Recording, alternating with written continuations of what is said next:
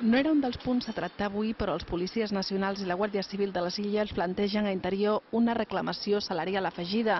Volen que s'augmenti el plus d'insularitat i que s'equipari, com a mínim, al de Canàries.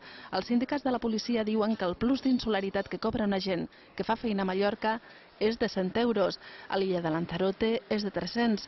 Els sindicats adverteixen que si aquest plus no augmenta, continuarà sent difícil trobar agents que vulguin venir a fer feina aquí, sobretot a llocs com Eivissa, on és impossible trobar habitatge a preu assequible.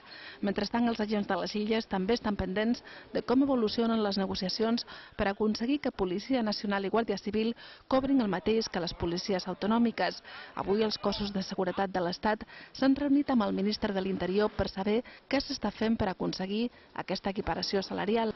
Aquesta reunió arriba després de nombroses mobilitzacions dels agents, algunes davant la delegació de govern a Palma. La pròxima mobilització s'ha convocat a Barcelona el pròxim 20 de gener i precisament a la capital catalana és on Interior investigarà el polèmic incident que es va produir durant la nit de Nadal. Els agents desplaçats a Catalunya varen denunciar que el seu menú era pitjor que el dels presos d'Estremera.